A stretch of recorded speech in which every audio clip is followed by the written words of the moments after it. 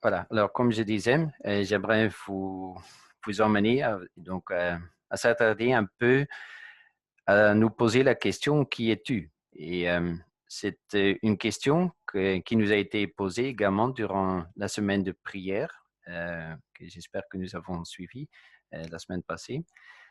C'est une question que Isaac pose à son fils au moment où il entre dans la chambre. Et pour Isaac, c'est au fait dans une situation très particulière, mais je crois que pour nous, c'est quand même une question en général qui est importante à se poser et surtout dans le cadre des temps que nous vivons actuellement. Et ici en Europe, tout particulièrement, nous sommes quand même une rareté.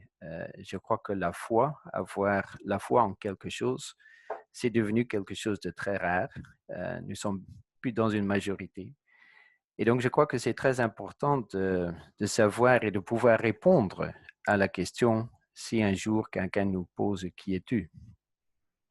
Et personnellement, je suis convaincu qu'une partie de la réponse à cette question se trouve par exemple dans Matthieu 25, où je réfère par exemple au verset 40, où nous lisons, je vous le dis en vérité, toutes les fois que vous avez fait ces choses à l'un des plus petits de mes frères, c'est à moi que vous les avez faites.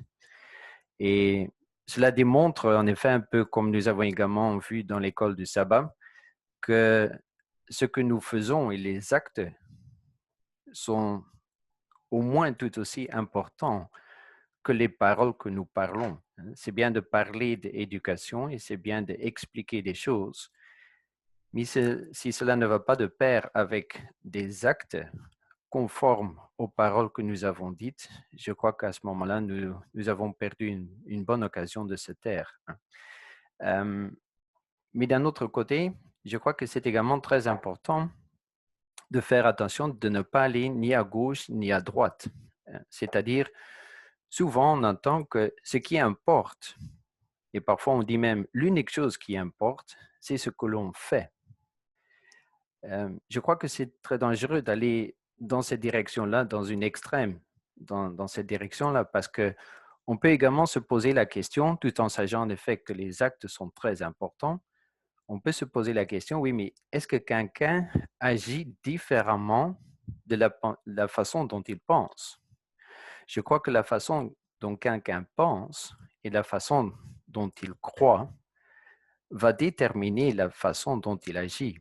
Donc, ce qui démontre que ce que nous pensons, ce que nous croyons et ce dont nous avons mis notre foi va en effet euh, vraiment déterminer ce que nous faisons. Alors, deux textes que j'aimerais partager avec vous, qui expliquent un peu quelle est notre situation. Ce sont deux textes dans Romains, où nous lisons que tous ont péché et sont privés de la gloire de Dieu. Et ensuite, nous lisons, le salaire du péché, c'est la mort. Je crois que ce sont deux textes que nous connaissons et je crois que personne ne doutera de la vérité de ces textes. Mais il faut quand même également savoir que ces textes ne sont pas acceptés du jour d'aujourd'hui dans le monde. Je pense par exemple à l'humanisme. Dans le fond, l'humanisme est absolument convaincu que l'être humain n'est pas mauvais, qu'il fait peut-être de temps en autre de mauvaises actions, mais l'humanisme est convaincu que dans le fond, l'être humain est bon. Alors, il y a toutes sortes de religions, par exemple, où l'on voit que le salut par les mérites est vraiment très important. Mais là également, cela démontre que nous sommes convaincus que l'être humain est capable d'obtenir ou de faire quelque chose. Or, les textes que nous lisons ici dans Romains démontrent clairement quelle est notre situation. Nous sommes pécheurs et le salaire du péché, c'est la mort. Ce n'est peut-être pas stipulé, mais il s'agit bel et bien de la deuxième mort. Alors, je crois que c'est très important également de comprendre, oui, mais qu'est-ce que c'est qu'alors le péché? parce que ces idées humanistes ne sont peut-être pas complètement étranges. Je crois que c'est vrai que de temps à autre, un être humain, même en tant que pécheur, peut quand même faire des actes qui sont bons. Alors, qu'est-ce que cela veut dire être pécheur? Alors, souvent, on parle où il y a un terme qui revient en avant, c'est ce qu'on appelle le péché originel. Alors, le péché originel, qu'est-ce que cela veut dire? Je crois qu'il est important de comprendre que ce terme veut en partie référer à l'acte et à la décision que Adam et Ève ont faite il y a à peu près 6000 ans.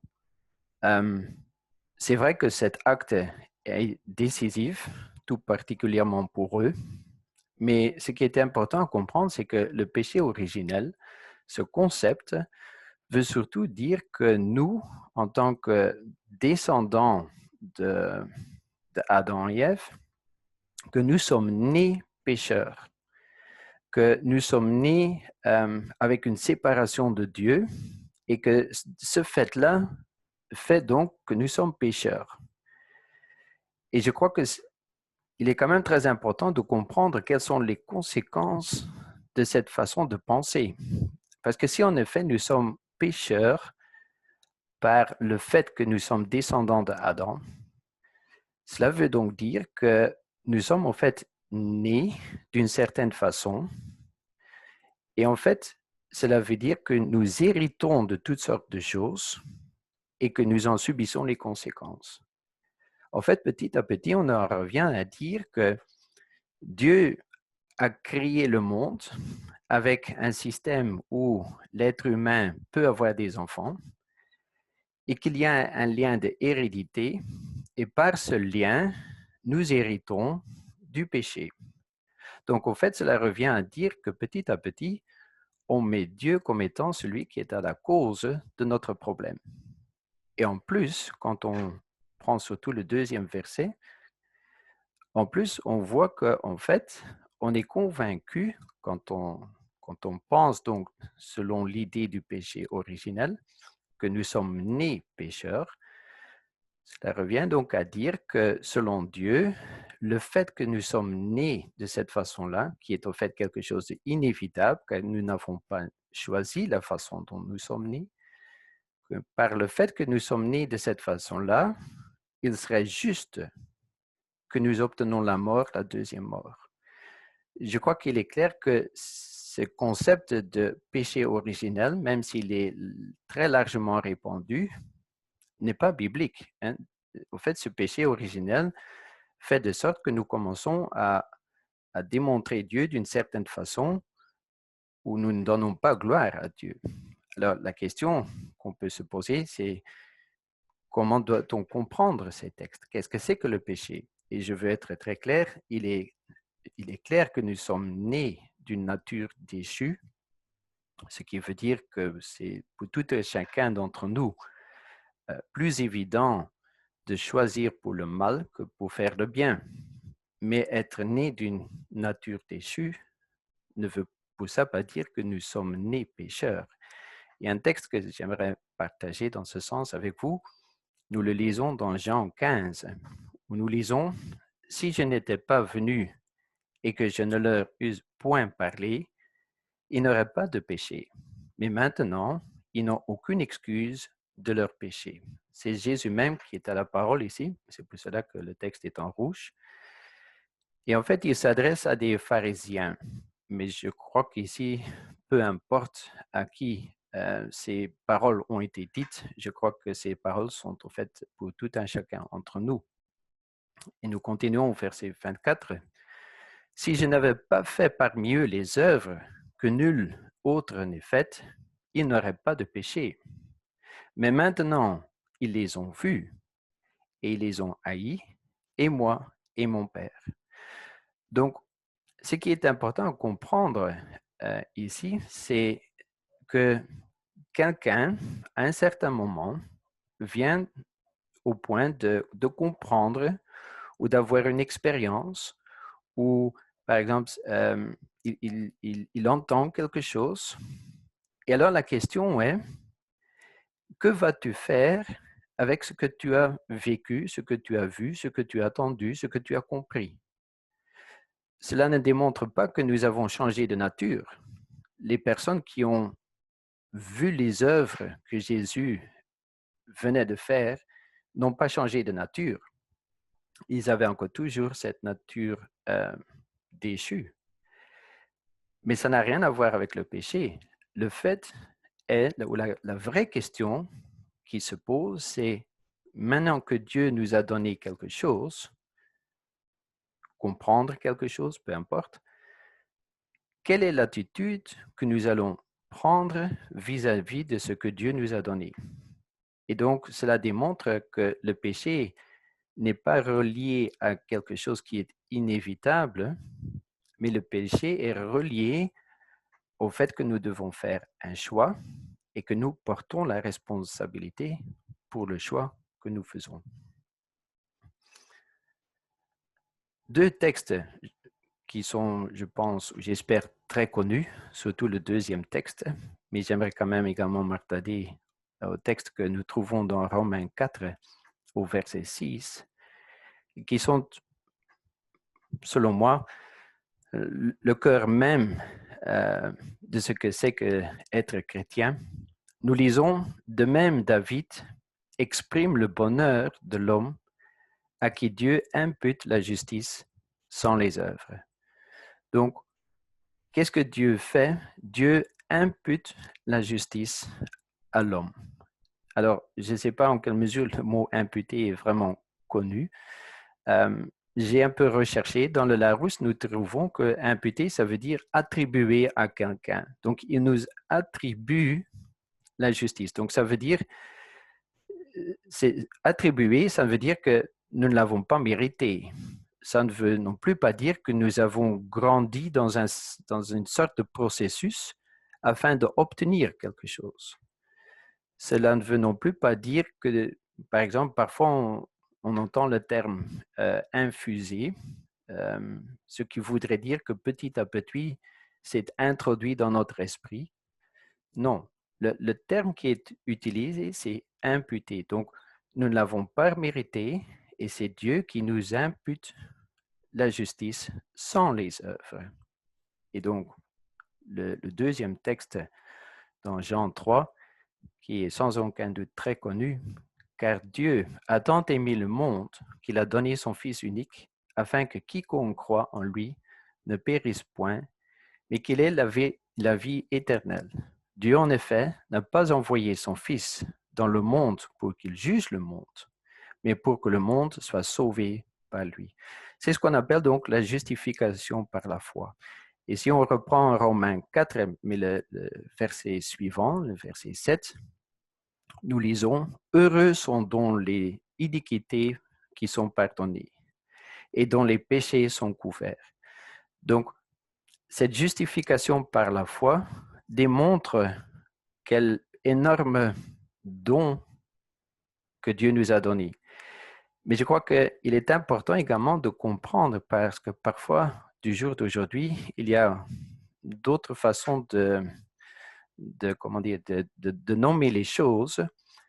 Ce que nous appelons la justification par la foi du jour d'aujourd'hui, parfois on l'entend comme étant la justification par la grâce.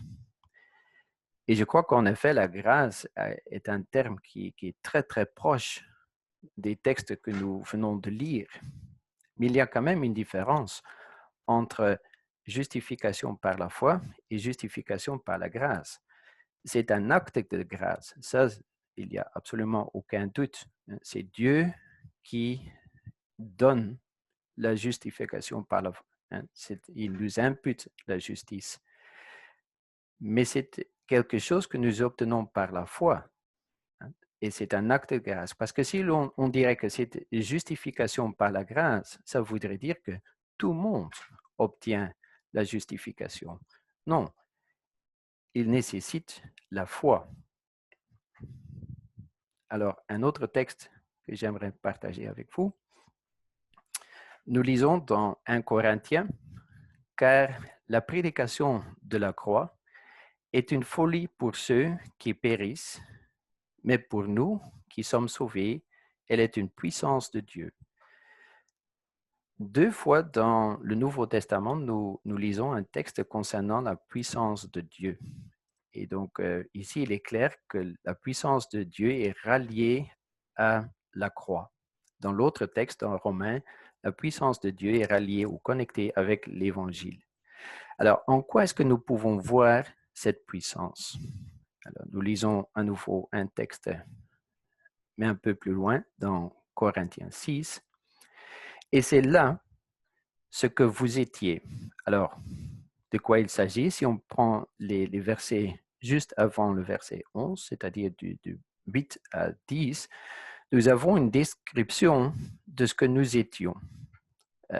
On pourrait dire que nous étions en rébellion envers Dieu et nous agissions de toutes sortes de façons où nous ne donnons pas gloire à Dieu. Mais ce qui est surtout important, et même si le français n'est pas ma langue maternelle, je comprends très bien la conjugaison du verbe. Le verbe est conjugué dans le passé. Vous étiez. Alors, que s'est-il passé? Nous continuons le texte. Mais vous avez été lavés, mais vous avez été sanctifiés, mais vous avez été justifiés au nom du Seigneur Jésus-Christ et par l'Esprit de notre Dieu. Alors, quand est-ce que ce changement a-t-il eu lieu? Donc, il y a une description dans les versets 8 à 10. Paul nous dit, ça c'est ce que vous étiez, mais maintenant, et quand est-ce que c'est ce maintenant? Eh bien, il est très clair, été lavé, cela réfère clairement au baptême. Mais Jean 3 est très clair également au sujet du baptême. Qu'est-ce que c'est que le baptême? Le baptême est en fait une expression d'une décision que l'on a prise. C'est-à-dire que nous avons également vécu quelque chose, c'est-à-dire cette nouvelle naissance. C'est une expérience. Et je crois qu'il est très important quand même de souligner le verset 3 dans Jean 3 où nous lisons « en vérité, je te le dis, si un homme ne naît de nouveau, il ne peut voir le royaume de Dieu. » Donc, cela démontre clairement qu'il y a quand même que ça ne devient pas quelque chose automatique. C'est qu'au moment où l'homme se rend, ouvre son cœur et accepte d'être né à nouveau, c'est à ce moment-là que nous avons cette expérience de la puissance de Dieu. Un autre terme qui revient en fait dans ce texte ici, ensemble avec le mot justifié, c'est le mot sanctifié. Alors, ça c'est également un mot très difficile à comprendre parce qu'il y a plusieurs façons de comprendre ce mot. Qu'est-ce que c'est exactement sanctifié? Et surtout le terme en tant que processus. Qu'est-ce que cela veut dire être sanctifié? Je crois que pour beaucoup d'entre nous, c'est en effet un processus où l'on est convaincu qu'au fait, ce qui est surtout important, c'est d'abord la justification. C'est la justification qui fait de sorte que nous sommes justifiés, que nous avons le salut et que par après commence le processus de sanctification. Personnellement, je crois que c'est très dangereux à nouveau d'avoir uniquement cette approche. Et il est clair qu'en effet, Paul nous explique que nous pouvons grandir dans la foi. Ça, c'est clair. Mais qu'est-ce que cela signifie être sanctifié? Alors, un texte qui peut nous aider, un texte que nous connaissons concernant la sanctification, c'est ce que nous trouvons dans la Genèse 3, Genèse 2, au verset 3. Dieu bénit le 7e jour et le sanctifia. La question qu'on peut se poser, combien de temps a-t-il fallu afin que le 7e jour, le sabbat, soit sanctifié? Personnellement, moi, je pense que quand nous lisons ce texte, cela prend le temps que Dieu prononce ces paroles. Au moment où Dieu prononce ces paroles, une fois qu'il prononce quelque chose, cela devient un fait. Nous voyons également dans la Genèse 1, quand Dieu dit quelque chose, c'est un fait. Donc, au moment où Dieu prononce que le 7e jour, le jour du sabbat, est sanctifié, cela veut dire qu'il est sanctifié. Alors, j'aimerais référer également dans Exode 31, au verset 13, où nous lisons « Vous ne manquerez pas d'observer mes sabbats, car ce sera entre moi et vous, et parmi vos descendants, un signe auquel on connaîtra que je suis l'Éternel qui vous sanctifie. » Donc, si on approche l'idée de sanctification comme un processus, on ne peut pas oublier que c'est Dieu qui nous sanctifie et c'est lui qui dit que le sabbat est donc un signe entre nous et lui et que c'est lui qui nous sanctifie. Alors, je crois qu'il est très important, en parallèle avec ce que nous avons lu concernant le sabbat, que si c'est Dieu qui nous sanctifie, cela devient quelque chose réel, cela devient une vérité au moment où Dieu le prononce. Alors, je crois qu'il est également surtout très important pour comprendre quelle est la vraie signification de sanctifier. Est-ce que cela veut dire que nous sommes saints, un peu dans la vision catholique qui est très répandue? Je crois que nous devons faire très attention parce que, en fait, quand nous lisons la Bible, le mot sanctifier veut avant tout dire être séparé et donc être utilisé à un but précis. Ça est la vraie signification d'être sanctifié. Alors, si on reprend le texte que nous avons lu dans Corinthiens 6, où nous voyons que le grand changement est au moment où nous sommes lavés, au moment où nous sommes sanctifiés, au moment où nous sommes justifiés, qu'en fait, c'est à un moment très précis. Et à ce moment-là, Dieu nous regarde comme étant sanctifiés et justifiés. Cela veut dire qu'au moment où nous sommes baptisés, Dieu nous appelle à être séparés, à être utilisés pour un but précis. Et donc, c'est quelque chose, en effet, comme nous avons une nouvelle naissance, un nouveau-né doit grandir. Mais quand nous sommes nés en tant que nouveau-nés, nous sommes déjà entièrement humains. Et en tant qu'humains, nous allons grandir. Et je crois que c'est de même pour nous au moment que nous avons cette nouvelle naissance. Nous sommes sanctifiés, nous sommes justifiés et nous devons maintenant grandir dans cette expérience. Mais cela ne veut pas dire que nous devons grandir dans la sanctification. Dieu nous sanctifie et nous justifie au moment où nous avons cette nouvelle naissance. Donc, nous sommes appelés à être séparés à un but très précis. Et je crois que c'est une notion qui est très difficile pour nous parce qu'en fait, souvent nous pensons par exemple à Matthieu où il est dit que nous sommes le sel. Alors, comment être séparé pour un but précis et être en même temps le sel?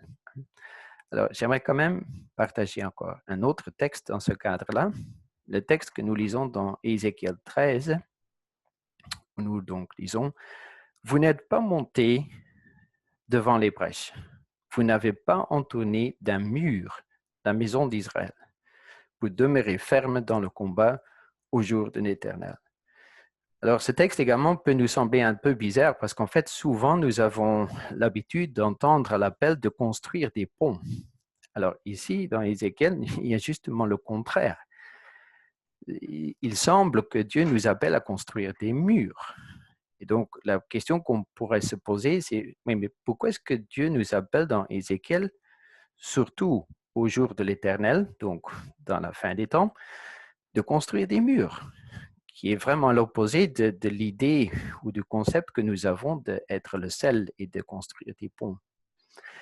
Alors, j'aimerais vous inviter, nous n'avons pas le temps maintenant, mais inviter de prendre le temps d'une fois lire Ézéchiel au chapitre 8, où nous pouvons lire ce qui se passe quand on ne construit pas des murs.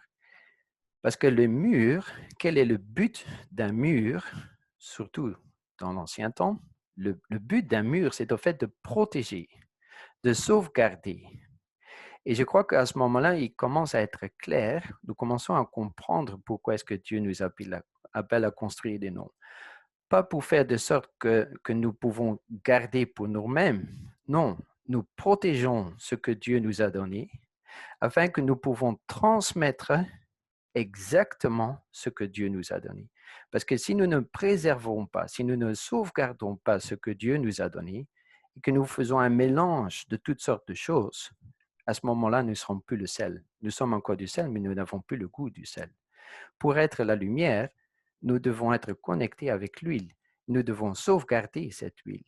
Et de là vient donc l'idée de construire des murs, non pas pour faire de sorte que tout est pour nous, mais pour préserver afin de mieux pouvoir transmettre. Dans l'Apocalypse, nous lisons à nouveau un texte qui est très connu. Ceci est la persévérance des saints qui gardent les commandements de Dieu et la foi de Jésus-Christ. Ce texte est souvent utilisé pour démontrer quelles sont les caractéristiques du peuple de Dieu. Quelle est la caractéristique? Parfois, il est même utilisé pour démontrer à quelles conditions devrait remplir l'Église de Dieu.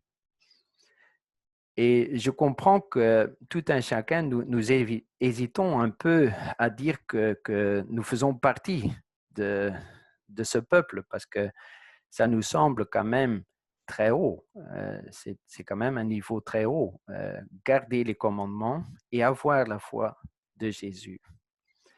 Mais il est quand même clair que nous sommes appelés à avoir cette persévérance pour garder les commandements et la foi de Jésus. Donc, il est clair qu'en effet, nous ne pouvons pas garder les commandements. Mais en ayant la foi en Jésus et en effet en grandissant dans cette expérience de sanctification, en sachant que nous sommes sanctifiés, mais en grandissant dans cette expérience de sanctification, il est clair que Dieu nous donne la promesse que nous pouvons garder les commandements de Dieu et avoir la foi de Jésus. Et j'aimerais ici quand même référer au texte que nous lisons dans Jean, chapitre 14 et 15, où il y a par exemple cet exemple que Jésus nous donne avec les sarments qui sont reliés à la vigne. Qu'est-ce que ça veut exactement dire d'être relié à la vigne? Je crois que cela veut dire deux choses. Tout d'abord, cela veut dire qu'il est impératif d'être conscient que nous avons une dépendance totale et continue avec le Saint-Esprit. Si les serments devraient la moitié du temps être non reliés à la vigne, il n'y aurait plus de vie. Même si ce n'est que la moitié du temps qui ne sont pas connectés avec la vigne, ce serait déjà suffisant afin que le serment n'aurait plus de vie et ne porterait plus de fruits. Donc, nous devons être à tout moment, nous avons donc cette dépendance totale au Saint-Esprit.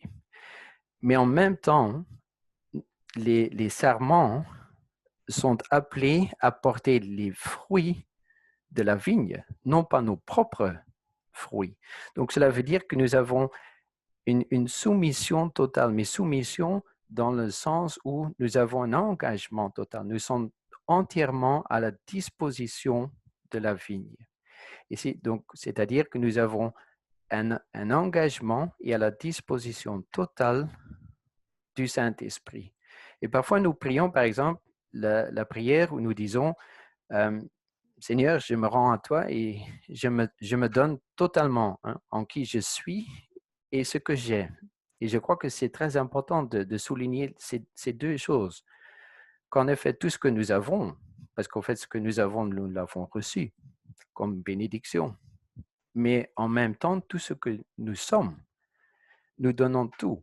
Et cet engagement total fait de sorte que nous avons cet Saint-Esprit en nous et que ce texte qui est en fait non seulement une bénédiction, mais également une promesse, devienne la réalité. Et si vous me permettez, j'aimerais partager encore avec vous une citation que nous trouvons dans le livre Jésus-Christ à la page 14 au deuxième paragraphe. Et là, nous lisons, Satan transforme la loi d'amour de Dieu en une loi d'égoïsme. Il nous fait croire qu'il est impossible d'obéir à ses préceptes. Il rend le Créateur responsable de la chute de nos premiers parents et de tous les malheurs qui ont suivi. Dieu devient ainsi l'auteur du péché, de la souffrance, de la mort. Jésus devint démasquer cette tromperie. Devenu semblable à nous, il allait donner l'exemple de l'obéissance. Et pour cela, il revêtit notre nature et fit nos propres expériences. Aussi devait-il devenir, en tout, semblable à ses frères. S'il nous fallait subir quelque chose que Jésus n'ait pas eu à supporter, Satan pourrait en tirer argument pour nous montrer que la puissance de Dieu est insuffisante en ce qui nous concerne. Et c'est pourquoi Jésus a été tenté comme nous en tout égard. Il a enduré toutes les épreuves qui peuvent nous survenir. Il n'a pas fait appel pour lui-même à une puissance qui nous serait refusée. En tant qu'un homme, il a fait face à la tentation et l'a vaincu par la force que Dieu lui a donnée. Il dit, « C'est mes délices, ô mon Dieu, de faire ce qui est en ton bon plaisir et à ta loi et au-dedans de mes entrailles. » Alors qu'il allait de lieu en lieu en faisant du bien, guérissant tous ceux que Satan affligeait, il donnait à connaître aux hommes le caractère de la loi de Dieu et de la nature de son service. Il atteste par sa vie que nous avons aussi la possibilité d'obéir à la loi de Dieu. Et j'aimerais terminer avec un tout dernier texte, parce que Jésus est en fait notre exemple. Et quel est le texte, quel est le but que Jésus a mis devant lui à tout moment? Nous le lisons dans 1 Corinthiens au chapitre 15. Et lorsque toutes choses lui auront été soumises, il s'agit de Jésus ici, alors le Fils lui-même sera soumis à celui qui lui a soumis toutes choses, afin que Dieu soit tout en tous. Dans un autre texte, dans Philippiens, nous lisons que Jésus s'est vidé. Et pourquoi est-ce qu'il s'est vidé? Cela a à voir en effet avec notre situation à nous, mais il l'a surtout fait en vue que Dieu soit tout en tous. Et je crois qu'il est important également pour nous à suivre cet exemple. Dans Isaïe, nous lisons au chapitre 43, au verset 21, « Le peuple que je me suis formé publiera mes louanges. » Donc, Dieu se forme un peuple, et c'est ce peuple qui va donner gloire, qui publiera les louanges de Dieu. Parce que Dieu a été accusé. Et quand nous étudions la création, et quand nous étudions en fait tout ce que Dieu nous donne, nous devons comprendre qu'en fait, tout se situe également dans le cadre de cette grande controverse et des accusations qui ont été lancées, et que à chaque fois que Dieu agit, nous voyons son vrai caractère face aux accusations que Satan a lancées. Et Jésus est venu afin de démontrer le vrai caractère de Dieu. Et dans Isaïe, nous lisons que nous sommes appelés à faire partie de ce peuple qui publiera les louanges de Dieu. Et c'est également ma prière aujourd'hui, en cette journée de sabbat, que nous tous, chacun d'entre nous, nous puissions en effet faire partie de ce peuple et que nous avons cette connexion, cette relation avec le Saint-Esprit dans une totale dépendance et une totale soumission dans le sens où nous sommes prêts à rendre tout afin que Dieu soit glorifié. Amen. Amen.